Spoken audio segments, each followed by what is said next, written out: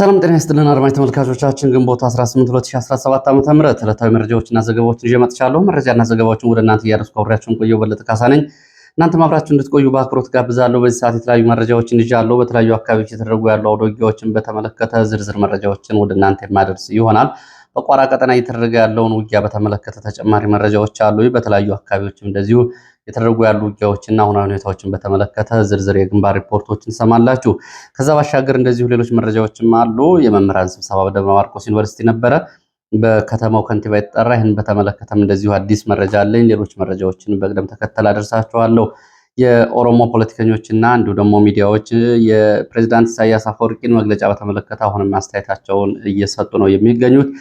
ኦነግ ምላሽ ሰጥቷል። ኦሮሞማ ለሚለው መግለጫ ከዚህ አንጻርና ሌሎች መረጃዎችን እየተከታተላችሁ አብራችሁ እንድትቆዩ በአክብሮት ጋብዛለሁ። ከጤና ባለሙያዎቹ ጋር በተያያዘ እንደዚሁ የጎንደር ዩኒቨርሲቲ የሲኒየር ሐኪሞች መግለጫ አውጥተዋል። ወይም ደግሞ በስማች በጋራ ተፈራርመው ያለውን አጠቃላይ ሁኔታ በተመለከተ አቋማቸውን አሳውቀዋል። ከዚህ ጋር በተያያዘ ዝርዝር መረጃዎችን የማደርሳችሁ ይሆናል። የተከታተላችሁ አብራችሁ እንድትቆዩ። ከዛ በፊት ግን ከሃዲዎችን በተመለከተ የአማራ ፋኖ ጎንደር ጠቅላይ ግዛት እዝ የሰጠው መግለጫ አለ። በአማራ ፋኖ ህዝባዊ ድርጅት የጎንደር ጠቅላይ ግዛት እዝ ፋኖ ደረጀ በላይ የመራው እሱ ለታሪክ የሚቀመጥ መግለጫ ስለሆነ መግለጫውን እንዳለ አነባዋለሁ። በከሃዲዎችን በተመለከተ እንግዲህ በተለይ አሁን ሰሞኑን ወደ መንግስት እጃቸውን የሰጡ የጠቅላይ ግዛቱ እዝ አመራሮች እና የአባላት ፋኖ አሉ። እነሱን በተመለከተና ተያያዥ ጉዳዮችን ያካተተ መግለጫ ነው። መግለጫውን በአጭሩ ወደ እናንተ አደርሰዋለሁ።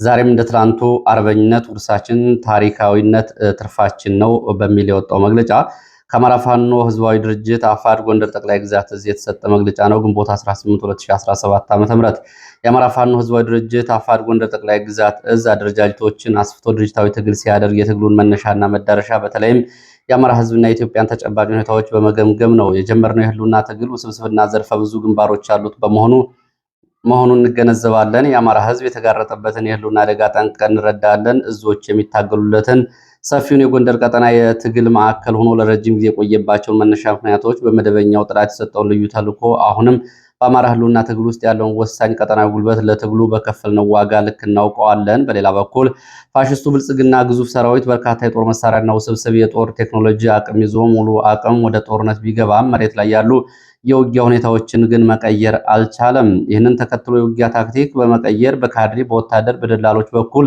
ጥቂት ከሃዲዎች በመሳብ የከሸፈ የፕሮፓጋንዳ ጥይቶችን በቀቢጸ ተስፋ ሞክሯል። ይህ በህዝባችንና በትግሉ ደጋፊዎች ላይ የፈጠረው መጠነኛ ግርታ እንዳለ ተገንዝበናል። በእርግጥ የጎንደር ጠቅላይ ግዛት እዝ አካል የነበሩ ነገር ግን በክህደት ፈጽመው ወደ ጦር ወንጀለኛው ብልጽግና የገቡ የቅርብ አዳሪዎች የካዱት ትግላችን ብቻ ሳይሆን የአማራን ህዝብ ጭምር ነው። ይሁን እንጂ እኒህ ክህደት ፈጻሚ አካላት እልፍ ከሆነው የእዛችን ሰራዊት ውስጥ እጅግ ጥቂቶች ግለሰቦች መሆናቸው ልብ ሊባል ይገባል። ክስተቱም ተራዛሚ የትጥቅ ትግል ባሳለፉ ድርጅቶች ውስጥ ያጋጠመ ጉዳይ ነው። ትግሉ ጠዋት ተጀምሮ አመሻሹ የሚጠናቀቅ የመሰላቸው የትጥቅ ትግል የሚጠይቀውን ዓላማና ጽናት ያጡ በሆዳቸው የወደቁ የሞተው ፀጉራም ውሻ በህይወት ያለ መስሏቸው ቤቱ ገብተዋል።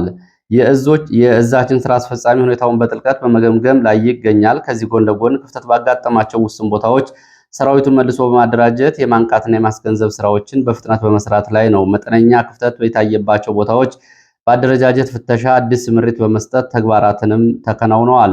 የአማራ ፋኖ በጎንደር ጠቅላይ ግዛት እዝ የገነባውና ቀጣይነት ባለው መልኩ እየገነባ ያለው ሰራዊት የምከታ የጸረ ማጥቃትና የማጥቃት ምዕራፎችን በተከታታይ የማድረግ አቅም ያለው መሆንና ዓላማው ሰራዊቱ መሆኑን እናስገነዝባለን። ጠላቶቻችን ትርጉሙ ባይገባቸውም የቆራጥነታችንን መጠን የሚቀኑበት ጸጋችን ነው። በካድሬ ሆነ በወታደር ደላሎች ትግላችን አይናወጥም። እንደ ወርቅ በሳት ተፈትነው ነጥረው የወጡ የትግል መሪዎችና መላ ሰራዊታችን ዛሬም በትግል ዓላማቸው እንደጸኑ ናቸው። በአጠቃላይ የአማራ ፋኖ ህዝባዊ ድርጅት አፋድ ጎንደር ጠቅላይ ግዛት እዝ ትግሉን ስትራቴጂካዊ በሆነ መልኩ እየመራው ይገኛል። የትግሉ ባለቤት የሆነው የአማራ ህዝብ ከተጋረጠበት የህልውና አደጋ እንድናሻግረው የሚያደርገንን ያልተቋረጠ ድጋፍ የሰጠንን የትግል አደራ በየትኛውም ጊዜና ሁኔታ ውስጥ አንዘነጋውም። በጽናት ጠብቀን ለዘላቂ ድል እናበቃዋለን። በመሆኑም አንደኛ ለእኛ የምንታገለው ለአማራ ህዝብ ህልውና መረጋገጥ፣ ለኢትዮጵያ ሀገረ መንግስት ቀጣይነትና ዘላቂ አብሮነት ነው። ህዝብንና ሀገርን የሚወድ ይህንን ትግል አይክድም። እኛ የአፄ ቴዎድሮስ፣ የአፄ ምኒልክ፣ የንጉስ ሚካኤልና የአርበኞቹ የነበላይ ዘለቀ ልጆች ነን። ቃል አለብን፣ ለቃላችን እንታመናለን፣ ከአባቶቻችን መንገድ አንወጣም። ሁለት የአማራ ጠላቶች በኢትዮጵያ ምድር ውስጥ ከአማራው በላይ የተጠናከረ ድርጅትና ወታደራዊ አቅም እስካላቸው ድረስ የአማራ የህልውና አደጋ ቀጣይነት እንዳለው እናምናለን። ለዚህም ጠንካራ ድርጅታዊ ትግል፣ አካታች አንድነት የትግሉ መዳኛ ነው። እንደ ድርጅት አፋድ ያቀረበው ጥሪ እንደተጠበቀ ሆኖ የጎንደር ጠቅላይ ፋኖ ለጊዜው በአደረጃጀቱ ቢለያይም በትግል ዓላማ አንድ ሆኖ መቀጠል እንዳለበት እናምናለን። በተለይ ጎንደር ለዓመታት የአማራ ትግል ማዕከል ሆኖ የዘለቀ እንደመሆኑ መጠንና በዚህ የህልውና ትግል ጨዋታ ቀያሪ ማዕከል እንደመሆኑ የህልውና ትግሉ ስብስብና ግንባረ ብዙ በመሆኑ ለዘላቂ ድልና እውነተኛ ተግባራዊ አንድነት እንዲፈጠር ዛሬም ወንድማዊ ጥሪያችንን እናቀርባለን። በዚህ ልባዊ ጥሪያችን ውስጥ ከዚህ ቀደም የጋራ መስዋዕትነታችንን የዘነጉ የሰራዊቱን አንድ ቤተሰብነት ያላገናዘቡ የትንኮሳ ንግግርና መግለጫዎች ያልተገቡ የመልእክት ልውጦችና በህዝብ ፊት የሚያስገምቱ መሆናቸውና እንዳይደገሙ ተስፋ ይዘን ጥላቻን እናጥፋ፣ ወንድማማችነትን እናሳድግ እንላለን። 3 በአገዛዙ መዋቅር ውስጥ በተለይም በጸጥታና በደህንነት ውስጥ ያላችሁ የአማራ ተወላጆችና የአማራ ትግል አጋር የሆናችሁ የኢትዮጵያ ልጆች ሁሉ ከዚህ የደም ግብር ከለመደ ጦርነትን በስልጣኑ ማስቀጠያ ካደረገ አገዛዝ ነፃ ወጥታችሁ ህዝባዊ ትግላችን እንድትቀላቀሉ ዛሬም ጥሪያችንን እናቀርባለን። በመጨረሻም የጥቂት ከሃዲያን ክህደት ተግባር ትግላችን የበለጠ እያጠራው ይሄዳል። ፍትሐዊ የትጥቅ ትግል ባካሄዱ ስኬታማ ድርጅቶች ታሪክ ውስጥ የምንማረው አንድ እውነት የሰማዕታት አደራ የካዱ ትግልን ለመጥለፍም ሆነ ለመበተን የሞከሩ ሁሉ ከጨቋኝ ገዢዎች ፊት ይዋረዳሉ። እኛ ግን በትግል ጉዟችን የማንጠራጠረው ሀቅ ቢኖር የአማራ ጠላቶች አይቀሬ ሽንፈት ነው። የብልጽግና አገዛዝ አይቀሬ ውርደት፣ መራራው የሽንፈት ጽዋ በቅርቡ ይጎነጨዋል። ዛሬም እንደ ትላንቱ አርበኝነት ውርሳችን፣ ታሪካዊነት ትርፋችን ነው። ራስ አርበኛ ደረጀ በላይ የአማራ ፋኖ ህዝባዊ ድርጅት ተቀዳሚ ምክትል ሊቀመንበርና የአማራ ፋኖ ጎንደር ጠቅላይ ግዛት እዝ አዛዥ ጎንደር አማራ ኢትዮጵያ ይላል መግለጫው። እንግዲህ ይህንን መግለጫ ማንበብ ያስፈለገው በቅርቡ ብዙዎቹን እንዲሁም ደግሞ ይህንን ትግል በተመለከተ ሰዎች አሉታዊ እይታ እንዲኖራቸው በጠቅላይ ግዛት እዝ ውስጥ የነበሩ የክፍለ ጦር መሪዎች እንዲሁም ደግሞ የኮር እና የልዩ ዘመቻ መሪዎች ለብልጽግና እጃቸው መስጣቸውን ተከትሎ እስካሁን ድረስ በድርጅቱ በኩል የተደረገ ግምገማና መግለጫዎች ይጠበቁ ነበረ። ዘግይቶም ቢሆን ወጥቷል። እንግዲህ እንደሚታየው በትጥቅ ትግል ውስጥ በሻዕቢያ በተራዘመው የትጥቅ ትግል በህወሓትም በተራዘመ የትጥቅ ትግል ውስጥ ድርጅቶቹን ከርተው ለደርግ እጃቸውን የሰጡ ወደ ውጭ የኮበለሉ የኋላ ኋላ እንግዲህ ከደርግ ጋር አብረው ነው በታሪክ ውስጥ ውርደት ውስጥ እየገቡት። ይህንን ነው እየገለጸ ያለው። ወደ ሌሎች መረጃዎች እቀጥላለሁ። ወደ ሌሎች መረጃዎች ሲቀጥል ወደ ደብረ ማርቆስ የሚወስደን መረጃ ነው የሚያስከትለው። ደብረ ማርቆስ ዩኒቨርሲቲ የከተማው ከንቲባ መምህራን ሰብስቦ ነበር ዛሬ ተብሏል። ከንቲባው በሁለት ክፍል ሰነድ እንዳቀረበ እና በዚህ ሰነድ ላይ ከሰነዱ ይዘቶች አንዱ ስለ ሰብአዊ መብት ጥሰቶች፣ የመብት ረገጣዎች እና የፋኖን በጽንፈኝነት የሚከስ ይዘት ያለው ሰነድ ነው። ሰነዱ ቀርቦ ሲጠናቀቅ መምህራን አስተያየት እንዲሰጡ ተጠይቀዋል የሚሉት ተሳታፊ የመረጃ ምንጮቻችን በመጨረሻም ሁሉም መሳተፍ አልፈለገም፣ ሁሉም እጅ በደረብ ብሎ ዝም አለ። ነገር ግን በመጨረሻ ሁለት መምህራን እጅ አውጥተው የሚከተሉትን አስተያየቶች ሰጡ ነው የሚሉት። አንድ የአማራ ሕዝብ ላይ እየተፈጸመ ያለው ግፍና መከራ የሰብአዊ መብት ረገጣ አይደለም ወይ? የሰብአዊ መብት ረገጣዎች ሲቀርቡ ይሄ ያልተካተተው ለምንድን ነው የሚል ጥያቄ። ሁለት ፋኖን ጽንፈኛ የሚባለው ለምንድን ነው? ወደ አዲስ አበባ እንዳንገባ እየተደረገውና ወደ አዲስ አበባ እንዳትገባ ተብሎ የተከለከለ ሕዝብ አይደለም ወይ ጫካ የወጣው? ማን ነው ጽንፈኛው? አማራ ተነጥሎ መርዛማ ትርክቶች ሲሰራጩበት ትላንትም ዛሬም አብረው ይህንን ትርክት የሚያሰራጩት የአማራ ካድሬዎችና አመራሮች አይደሉም ወይ? ይህ እስከ መቼ ይቀጥላል? አሁን እየተራብን ተቀምጠን ምን ያድርጉ ነው የምትሉን? እንደ መምህራን በአጠቃላይ እንግዲህ በተመለከተ ማለት ነው። ባለሀብቶች ተባረው ተሳደው ስለ የትኛው ኢንቨስትመንትና ልማት ነው ሰነዳችሁ የሚያነሳው? ሌላው የመምህራን ችግር አዎ ተገንዝበናል ትላላችሁ፣ ይሄ ምን ይፈይድልናል? አዛኝ መስላችሁ ከምትቀርቡ ለምን ለችግሩ መሰረታዊ ምላሽ አትሰጡም? የሚሉ ጥያቄዎች እንደተነሱና በእነዚህ ጉዳዮች ላይ ከንቲባው ምላሽ ለመስጠት ሲሞክር የተቃውሞ ጉርምርምታ መሰማቱን ተከትሎ ስብሰባው ተጠናቆ ወጥቷል ወይም ደግሞ ተበትኗል ማለት ይቻላል። ለአንድ ቀን ተይዞ የነበረው ስብሰባ በግማሽ ቀን የፕላስቲክ ድምፅ እንዲሁም ደግሞ ጉርምርምታ መሰማቱን ተከትሎ ስብሰባው ወደ ግማሽ ቀን ተጠናቆ ተበትኗል ነው ያሉት የመረጃ ምንጮቻችን። እቀጥላለሁ ወደ ሌሎች መረጃዎች። ወደ ሸዋደራ የሚወስደን መረጃ ላስከትል። ሸዋደራ በንጹሃን ላይ የመንግስት ወታደሮች ግድያ ፈጽመዋል። አቡ ጉዶ ተብሎ በሚጠራ ቀበሌ መንግስት ወታደሮች በፈጸሙት ጥቃት 3 ሰላማዊ ሰዎች ተገድለዋል። 7 ህፃናትን ጨምሮ ደግሞ ሰዎች ቆስለዋል። በአጠቃላይ 10 ሰዎች የሞትና አካል ጉዳት ደርሶባቸዋል። ንጹሐን የተገደሉት በሞርተር ፍንዳታ ነው የሚሉት የመረጃ ምንጮቹ ግንቦት 16 2017 ረፋድ ላይ የመንግስት ወታደሮች በተኮሱት ሞርተር ጥቃት ነው ይሄ ጉዳት እየደረሰው ተብሏል። ሌላው እንደዚሁ ወደ ምዕራብ ወሎ ወረዳዎች፣ ደቡብ ወሎ ምዕራብ ቀጠናዎች በቦረና ሳይንት የመንግስት ወታደሮች ሰዎችን ከነ ህይወታቸው ገደል ውስጥ ወርውረው ገድለዋል የሚል መረጃ ወጥቷል። ግንቦት 11 2017 ዓ.ም የወረዳ አመራሮች በፋኖ መወሰዳቸውን ተከትሎ ለዘመቻ ለአሳሳ የወጡ የመንግስት ወታደሮች በንጹሃን ሰዎች ላይ አሰቃቂ ጭፍጨፋዎችንም ግድያዎችንም ፈጽመዋል። ሰዎችን እስከነ ህይወታቸው ወደ ገደል በመወርወር ህይወታቸው እንዲያልፍ አድርገዋል ነው የተባለው። ሰላማዊ ነዋሪዎችን በጥይት ደብድበዋል። አንድ ግለሰብ ወደ ገደል ወርውረዋል። በስም የተጠቀሱ ግለሰቦችን ነው እንግዲህ ወደ ገደል ወርውረው እየገደሉት። ቢሊ ተብሎ የሚጠራ ቀበሌ ሴቶችን ጨምሮ እንዲሁም ደግሞ በታ ተብሎ የሚጠራ ቀበሌ ደግሞ 7 ሰዎችን ገድለዋል። የ4 ዓመት ህፃንን ጨምሮ እንደዚሁ አቁስለዋል ነው የተባለው። የሚሊሻ አባላት፣ የአድማ ብተና አባላት ቀበሌ 19፣ ቀበሌ 22፣ ቀበሌ 24 ተብሎ በሚጠሩት አካባቢዎችም የንጹሐንን ንብረት አውድመዋል፣ ንጹሐንን ደብድበዋል፣ ዝርፊያ ፈጽመዋል፣ እስራትን ጨምሮ በርካታ ወንጀሎችን ፈጽመዋል። ፋኖን ትደግፋላችሁ በሚል በአካባቢ ሰዎች ላይ የሰብአዊ ድርጊቶችን እንደፈጸሙ የመረጃ ምንጮቹ ገልጸዋል። ሌላው ከሐኪሞች አጠቃላይ የጤና ባለሙያዎች ጥያቄ ጋር በተያያዘ የአንጋፋው የጎንደር ሆስፒታል ደግሞ የጎንደር ዩኒቨርሲቲ ስፔሻላይዝድ ሆስፒታል የሲኒየር ሐኪሞች ዛሬ ባለ7 ነጥብ የአቋም መግለጫ አውጥተዋል። መግለጫው ምንድን ነው የሚለውን ላድርስ። አንደኛ፣ የጤና ባለሙያዎች በሀገር አቀፍ ደረጃ ያቀረቡትን ጥያቄዎችና የረጅም ዘመናት ጥያቄዎች በመሆናቸው በአስቸኳይ ጥያቄዎቹ እንዲመለሱ ሲኒየር ሐኪሞች ጠይቀዋል። 2፣ አሁን በጤና ባለሙያዎች ላይ እየደረሰ ያለው ማስፈራራት፣ እንግልት፣ እስራትና ወከባ ለጥያቄው ትክክለኛ ምላሽ ስላልሆነ ሊቆም ይገባል። ጥያቄው በትክክል ሊመለስ ይገባል። ግንቦት 7 ጀምሮ በርካታ የጤና ባለሙያዎች በመታሰራቸው ከድንገተኛ ክፍሉ ውጭ ስራ ቆሟል። በሆስፒታሉ በርካታ ታካሚዎች ህይወታቸው አደጋ ላይ ወድቀዋል። ድንገተኛ ክፍሉም ስራ ለማቆም ተገዷል፣ ጫፍ ላይ ደርሷል ብለዋል። ስለዚህ በሀገር አቀፍ ደረጃ የተነሳው የጤና ባለሙያዎች ጥያቄ የሚደግፉ ስለሆነ የታሰሩ እንዲፈቱ፣ ከስራ ውጭ የተደረጉ ወደ ስራቸው በአስቸኳይ እንዲመለሱ ሲኒየር ሐኪሞች ጠይቀዋል። 13 ሚሊዮን የሚያህል ህዝብ አገልግሎት እየሰጠ የሚገኘው የጎንደር ሆስፒታል በስራ ማቆም አድማ ምክንያት ተዳክሟል። አስቸኳይ መፍትሄ እንዲሰጠው እንደዚሁ ሐኪሞቹ መግለጫቸው ጠይቀዋል። ሌላው የዩኒቨርሲቲው ሴኔት ሬዚደንት እና ኢንተርን ሐኪሞችን በተመለከተ ያሰናበተበት ውሳኔ በመቃወም እና ይህንን ተገቢነት የሌለውን ውሳኔው በአስቸኳይ እንዲያሻሽልና ተማሪዎችን ወደ ስራ ገበታቸው ወደ ትምህርታቸው እንዲመልሳቸው ጠይቀዋል። ይህ እንቅስቃሴ አሳዛኝ ነው፣ አስከፊ መዘዝ ይዞ ይመጣል። ወደፊትም ለጤናው ስርዓት አደገኛ የሆነ ውሳኔ ስለሆነ ተማሪዎች አለመኖር የመምህራንና የሙያ ህልውና ስጋት ስለፈጠረ ተማሪዎቹ ያለ ቅድመ ሁኔታና ያለምንም እንግልት ወደ ስራቸው እንዲመለሱና ትምህርታቸውን እንዲቀጥሉ ጠይቀዋል።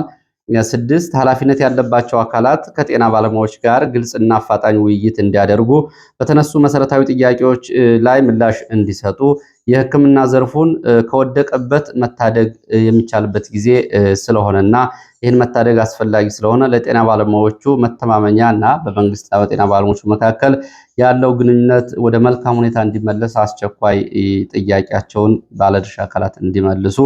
7 በዚህ በአስቸጋሪ ወቅት በምንሰጣቸው ያልተሟሉ አገልግሎቶች ሊከሰቱ የሚችሉ አላስፈላጊ የሕክምና ውጤት አስተዳደር ከህግና ከወንጀል ተጠያቂነትና የህግ ከለላ እንዲሰጠን እንጠይቃለን ነው ያሉት። እነዚህ ጥያቄዎች ካልተመለሱ አሁን በተወሰኑ ሲኒየር ሐኪሞች የተሰጠ ያለው ድንገተኛ ሕክምና የድንገተኛ ክፍል ሕክምና ጨርሶ ሊቆም እንደሚችል እና ይህንንም ማሳወቅ እንፈልጋለን ሲሉ ሲኒየር ሐኪሞች በጋራ ባወጡት መግለጫና ደግሞ ባሰራጩት መተማመኛ ድምፅ አሳውቀዋል። ወደ ሐኪሞቹን በተመለከተ በሀገር አቀፍ ደረጃ ያሉ መረጃዎችን ለመጨመር ያክል ከተጨማሪ ሐኪሞች ትላንትና መሻሹን ታስረዋል። ዛሬም በርካታ የሕክምና ተቋማት አድማ ላይ በመሆናቸውና አድማው ከተያዘለት ጊዜ በላይ ስለመራዘሙ መረጃዎች ያሳያሉ። ምላሽ እስካላገኙ ድረስ የጤና ባለሙያዎቹ እንደዚሁ በዚህ እንደሚቀጥሉ ነው እየገለጹ የሚገኙት። ድርድር እናደርጋለን በሚል በመንግስት በኩል የፖለቲካ ዓላማ ከሌላቸው የጤና ባለሙያዎች ጋር እንደራደራለን በሚል በጤና ባለሙያዎች መካከል አንድነት እንዳይኖር ሊሰራ የታሰበ እንቅስቃሴ እንዳለም እንደዚሁ የመረጃ ምንጮቹ ገልጸዋል። ስለዚህ ለታሰሩት ድምፅ እንዳይሆኑና ከአሁን በፊት ደግሞ ለተሰናበቱት ድምፅ እንዳይሆኑ እነዚህ የታሰሩት ወንጀለኛ ወይም ደግሞ የፖለቲካ ጥያቄ ያላቸውና ሁከትና ብጥብጥ ለመፍጠር የተንቀሳቀሱ ናቸው፣ ከሌሎቹ ጋር ግን እንደራደራለን የሚል እንቅስቃሴ ተጀምረዋል። ይህንን ሌሎች የጤና ባለሙያዎች ግምት ውስጥ እንዲወስዱት እንደዚሁ መልእክት አስተላልፈዋል። ሌላው ወደ ምዕራብ ወሎ ጃማ ወረዳ የሚወስደን መረጃን ማስከትለው ጃማ ወረዳ ፋጂ በተባለ ቦታ በተደረገ ውጊያ ወታደራዊና ቁሳዊ ኪሳራ ደርሷል ተብሏል። በውጊያው 4 የሚሊሻ አባላት ሲሞቱ 11 ከባድና ቀላል ቁስለኛ ሆነዋል። 4 የሚሆኑ ደግሞ በፋኖ ተይዘው በፋኖ እጅ ገብተዋል ተብሏል። 7 የነፍስ ወከፍ እና የቡድን መሳሪያ ተተኳሾች እንደዚሁ በፋኖ እጅ ስለመግባታቸው የአካባቢ የመረጃ ምንጮች ገልጸዋል። ዛሬ ከባድ ውጊያ የተደረገበት ወዳለው ወደ ቋራ ቀጠና ስንሄድ በብሔራዊ ኃይሉ ስር እያሉ በቀጠናው የሚገኙ የተለያዩ ኮሮች እና ክፍለ ጦሮች በጋራ እንደዚሁ የተሳተፉበት ውጊያ ነው እየተደረገ የሚገኘው። በዚህ ኮሪደር የቀጠለው ውጊያ በሙር ተብሎ የሚጠራው ቦታ ደለጉ አቅራቢያ ድረስ እንደዚሁ ቀጥሏል። እስከ ግማሽ ቀን ድረስ በነበረው ውጊያ በሙር ተብሎ የሚጠራውን ወሳኝ ቦታ ፋኖ ስለመያዙ ነው የመረጃ ምንጮች የሚገልጹት። በዚህ እንግዲህ በውጊያው በቁጥር ያልታወቁ በርካታ ወታደራዊ ኪሳራዎች ደርሰዋል። እንደዚሁ ደግሞ እንግዲህ ሰብአዊ ኪሳራም አለ። ዘመቻው በብሔራዊ ኃይሉ ስር ያሉ የተለያዩ የፋኖ ኮሮች ለምሳሌ ውባንታ ባት አንደኛ ኮር ከደቡብ ጎንደር፣ ከማዕከላዊ ጎንደር የበጋሻው ክፍለ ጦር፣ ከቋራ፣ ከኦሜድላ ታድሎ፣ ጥቁር አንበሳ፣ ከአድዋ ክፍለ ጦሮች፣ ከዞብል ክፍለ ጦር፣ ከጃኖ ክፍለ ጦርና ከቴዎድሮስ ክፍለ ጦር የተውጣጡ ሻለቃዎች ናቸው በዚህ ቀጠና ውጊያ ይሳተፉ ያሉት ነው የሚሉት የመረጃ ምንጮቹ። ለ3 ሳምንታት ያክል በመንግስት ተይዞ የነበረው በሙር ተብሎ የሚጠራውን ቦታ ዛሬ ፋኖ ተቆጣጥሯል። እንግዲህ ይህ ቦታ ወደ ጃዊ መተከል፣ ወደ ሱዳንና ወደ ቋራ ሌሎች አካባቢዎች የሚያስኬደው ወሳኝ ቀጠና እንደሆነ የመረጃ ምንጮቹ ገልጸዋል። የመንግስት ኃይል ከበሙር ወጥቶ ወደ ደለጎና ወደ አካባቢው ተመልሷል። በርካታ አስከሬኖችን መመልከታቸውን የመረጃ ምንጮች ገልጸዋል። ጉዳትን በተመለከተ በፋኖ በኩል እንደዚሁ 4 የሞት ጉዳት፣ በመንግስት ኃይሎች ላይ ግን ቁጥሩ በውል ያልታወቀ በርካታ ኃይል ከሞትና ቆስለኛ ሆኗል ነው እየተባለው። ሌላው መረጃ እንግዲህ መነጋገሪያ የሆነው የኦሮሞ ሚዲያዎች እና የኦሮሞ ፖለቲከኞች ምላሽ እየሰጡበት ያለው ከ2 ቀናት በፊት የኤርትራው ፕሬዚዳንት ኢሳያስ አፈወርቂ የኤርትራን የነጻነት ቀን አስመልክቶ ያደረጉትን ንግግር በተመለከተ በአፍሪካ ቀንድ ከባድ አደጋ የሚያመጣ ንግግር ነው በሚል የኦሮሞ ሚዲያዎች እና የኦሮሞ ፖለቲከኞች በዚህ መግለጫ እያወጡ ነው የሚገኙት። ኦነግ ባወጣው መግለጫ በአፍሪካ ቀንድ ጭምር አደገኛ መዘዝ የሚያመጣ ንግግር ነው በሚል በፕሬዚዳንት ኢሳያስ ደረጃ ይህ ንግግር ኦሮሞማ የሚለው መገለጹ እጅግ አሳሳቢ ነው። በኦሮሞ ዛሬ ባወጣው መግለጫ የኦሮሞ ሕዝብ አሁንም ለነጻነቱ እየታገለ በሱ ስም የስልጣን ላይ ያለው አካል እንደሱ ወኪል ተደርጎ መገለጹ ተገቢነት የለውም ነው የሚለው። ተጨማሪ የኦሮሞኛ ትርጉሞች አሉ፣ በሌላ የመረጃ ሰዓት መለስባቸዋለሁ። ይሄ እንግዲህ አገላለጽ በአፍሪካ ቀንድ ለኢትዮጵያም ለኤርትራም እንዲሁም ደግሞ ለኦሮሞ ሕዝብም አደገኛ ሁኔታ ውስጥ ይከተዋል ሲል እንግዲህ የኦሮሞ ሚዲያዎች እነዚህ እንግዲህ በተለይ በተገንጣይነትን የሚያቀነቅኑ ሚዲያዎች እየገለጹ ነው የሚገኙት። ሌላው የፋኖ ሰራዊት ግንባታን በተመለከተ ያስኩት መረጃ ነው። የፋኖ የሰራዊት ግንባታ ቀጥሏል። በሰራዊቱ የአካል ብቃት እንቅስቃሴን ጨምሮ የፖለቲካና ወታደራዊ ዲሲፕሊን ሲከታተሉ የቆዩ የፋኖ አባላት በዛሬው ዕለት ስለመመረቃቸው የወጡ መረጃዎች ያሳያሉ። ሌላው መረጃ ወደ ኤሊባቡር የሚወስደን ነው። ቡኖ በደሌ ዞን በኤሊባቡር በደሌ ከተማ መስጊድ መቃጠሉን ነው መረጃ ምንጮች እየገለጹ የሚገኙት። መስጊዱ ቡልቲ ኦዳ ተብሎ የሚጠራ መስጊድ እንደሆነና ይሄ መስጊድ በምን ምክንያት እንደተቃጠለ እስካሁን የተገለጸ ነገር የለም። ሆኖም ግን ካሁን በፊት ከነበሩ ሁኔታዎች አንጻር ጉዳዩን የሚያያይዙ የመረጃ ምንጮች አሉ። በቅርብ ርቀት የሚገኝ አንድ አዳሪ ትምህርት ቤት አለ። በአዳሪ ትምህርት ቤት ውስጥ የሚገኙ ሙስሊም ተማሪዎች ካሁን በፊት እንዳይሰግዱ በተደጋጋሚ በትምህርት ቤቱ ይከለከሉ ነበር። መጅሊሱና የዞኑ ትምህርት ጽሕፈት ቤት በመነጋገር ተማሪዎቹ እንዲሰግዱና ይሄ መስጊድ እንዲሰራላቸው ተፈቅዶ ነው ይሄ መስጊድ የተገነባው። እንግዲህ ይሄ ከሆነ በኋላ ግን ዛሬ ባልታወቀ ምክንያት መስጊዱ የእሳት ቃጠሎ ደርሶበታል፣ ውድመትም አጋጥሞታል ነው የተባለው። ጉዳዩ እንግዲህ እየጠራ እንደሆነ ነው መረጃዎች እየገለጹት። ሌላው መረጃችን ወደ ምዕራብ ጎንደር መተማና አካባቢው የሚወስደን ነው። መተማ ከኮኬት ወደ መሻሃ ተብሎ ወደሚጠራ ቦታ እንቅስቃሴ ላይ የነበረ የመንግስት ወታደራዊ ተሽከርካሪ ላይ ድንገተኛ የደፈጣ ጥቃት ተፈጽሟል ዛሬ ረፋድ።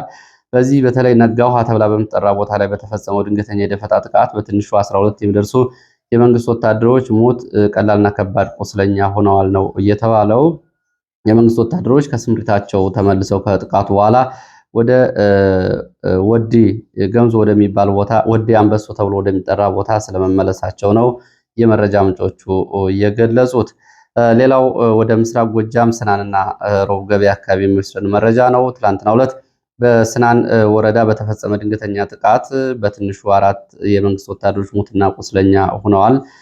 በዚህ ምክንያት በከተማ ውስጥ የነበሩ ንጹሃን ተገድለዋል ነው የተባለው። የመንግስት ወታደሮች የፋኖ ደጋፊ ናችሁ በሚል አርሶ አደሮችና የአካባቢው ሰላማዊ ሰዎችን ገድለዋል። ፋኖን በተቃራኒው ከተማ ውስጥ በመግባት አንድ የመንግስት ኃይልም ይዞ ስለመሄዱ ነው መረጃዎቹ እየጠቆሙት። በተመሳሳይ በባህር ዳር በቅርብ ርቀት ሜጫ ሳንጊ ተብሎ በሚጠራ ቦታ ውጊያ እየተደረገ መሆኑን የመረጃ ምንጮች ገልጸዋል። ውጊያው ከረፋዱ 4 ሰዓት ተኩል ጀምሮ የተቀሰቀሰ ነው። እስካሁን ድረስ በአካባቢው ውጊያ እየተደረገ ነው። ውጊያውን በተመለከተ እንግዲህ በብሔራዊ ኃይሉ የአንደኛ ክፍለ ጦር እና የሶስተኛ ክፍለ ጦር የተለያዩ ሻለቃዎች ሲሳተፉ ነው። የደረሰው ጉዳት አልታወቀም ተብሏል። ሌላው መረጃችን የመከላከያ ግምገማን የተመለከተ ነው። መከላከያ አንድ ግምገማ ገምግሟል ነው የሚሉት ውስጥ አዋቂ የመረጃ ምንጮች። ይህም ፋኖን በተመለከተና የፋኖን ትጥቅ በተመለከተ ነው ግምገማ የተደረገው። እንደ መረጃ ምንጮቹ በመከላከያ በተደረገው ግምገማ ፋኖ የተለየ ትጥቅ ሳይታጠቅ አይቀርም ነው የተባለው። የነፍስ ወከፍና የቡድን መሳሪያዎችን ባሻገር ፋኖ ሌላ መሳሪያ ታጥቋል እየተባለ ግምገማ ተነስቷል የሚሉት የመረጃ ምንጮች ከአሁን በፊት በ18 ቦታዎች ላይ የተደረጉ ጥቃቶችንና የደረሱ ጉዳቶችን በተመለከተ ለዚህ ግምገማ መነሻ እንደሆነ የመረጃ ምንጩ ገልጿል። የተፈጸመው የቡድን መሳሪያ ጥቃት የተለየ ነው። አስቸኳይ መረጃ ተሰብስቦ ማጣራት እንዲደረግ ትዕዛዝ ተሰጥቷል ነው የተባለው። ውስጥ አዋቂ የመረጃ ምንጩ ማዕከላዊ ጎንደር እንፍራንዝ አቅራቢያ እንዲሁም ደግሞ ሸዋሮቢት እና አካባቢው የተፈጸሙ ጥቃቶች በዚህ ጉዳይ ላይ ተነስተዋል። እነዚህ ጥቃቶች ከወትሮ በተለየ ሁኔታ የተፈጸሙ ጥቃቶች እንደሆኑና ያልተለመዱ ጥቃቶች ናቸው የሚል ግምገማ ቀርቧል ነው የተባለው። የመረጃ ምንጩ የመሳሪያ አይነት አልገለጹም። ጉዳዩን ግን አሳሳቢ እንደሆነና በአስቸኳይ መረጃ እንዲሰበሰብበት ትዕዛዝ ተሰጥቷል ነው የተባለው። ይህንን ከየካቲት ጀምሮ ተከታታይ ጥቃቶች በዚህ ሁኔታ መመዝገባቸውን በዚህ ግምገማ ላይ የተሳተፉ መረጃ ምንጮች የነገሯቸውን ሌሎች መረጃ ምንጮች አድርሰዋል። በአስቸኳይ ጉዳዩ እንዲጣራ ታዟል የሚሉት የመረጃ ምንጮቹ እንግዲህ ይህንን በተመለከተ ጉዳዩ አነጋጋሪ እንደሆነ ነው የገለጹት። ለሰዓት ያስኳቸው አጫጭር መረጃዎች እነዚህን ነው የሚመስሉት። ስለተከታተላችሁ በእጅጉ አመሰግናለሁ። በሌላ ተመሳሳይ መርሃ ግብር በድጋሚ እስከምንገናኝ ድረስ መልካም ጊዜ